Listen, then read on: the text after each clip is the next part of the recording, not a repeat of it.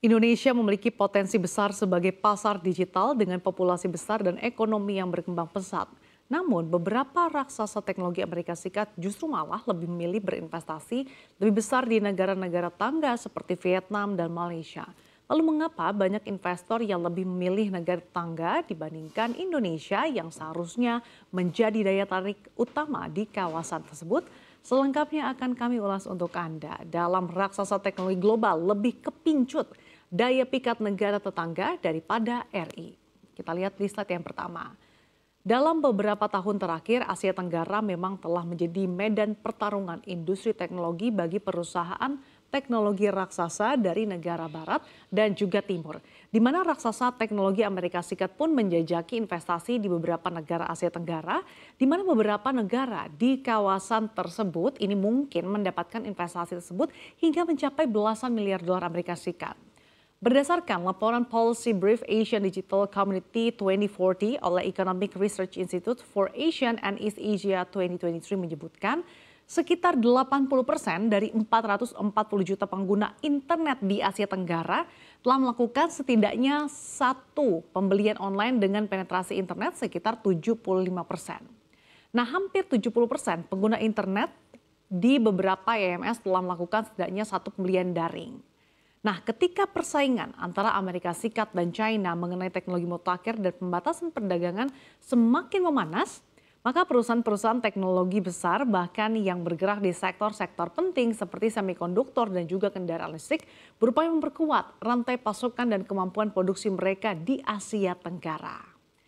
Nah, negara-negara seperti Malaysia, Thailand, dan Vietnam ini menjadi sasaran ekspansi investasi yang cukup populer bagi perusahaan teknologi raksasa Amerika Serikat. Sayangnya, Indonesia hanya mendapatkan bagian yang cukup kecil dari investasi beberapa perusahaan teknologi raksasa Amerika Serikat tersebut. Terkhusus Thailand dan Vietnam, kedua negara ini belakangan dikabarkan juga secara agresif merayu perusahaan semikonduktor untuk melakukan ekspansi, menawarkan insentif pajak dan daya tarik lainnya.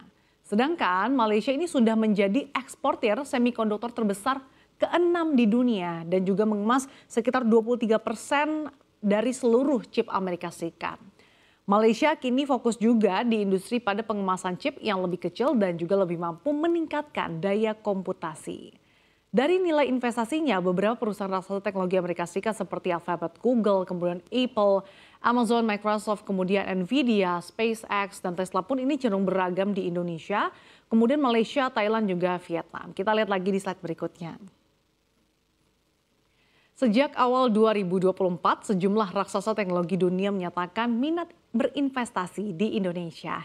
Perusahaan-perusahaan ini ingin bangun mulai dari infrastruktur artificial intelligence atau AI hingga pusat data atau data center. Namun lagi-lagi sayangnya jumlah investasi di Indonesia bisa dikatakan cukup kecil. Contohnya saja Nvidia yang nilai investasinya ini hanya sekitar 200 juta dolar atau sekitar 3 triliun rupiah. Nah, perusahaan teknologi semikonduktor Nvidia ini bekerja sama dengan Indosat Ooredoo Hutchison yang berkomitmen untuk membangun pusat AI yaitu Indonesia AI Nation di Solo Technopark. Kemudian Microsoft, nah ini investasinya hanya sekitar 1,7 miliar dolar atau sekitar 27,6 triliun rupiah. Sedangkan di Malaysia, Thailand, dan juga Vietnam, nilai investasi para raksasa teknologi tersebut bahkan bisa mencapai belasan dolar Amerika Serikat atau hingga ratusan triliun rupiah.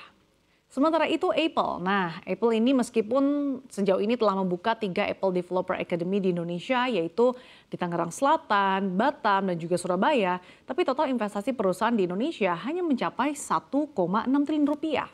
Angka ini terasa kecil ya jika dibandingkan dengan investasi yang mereka berikan kepada Vietnam yang mencapai sekitar 255 triliun rupiah.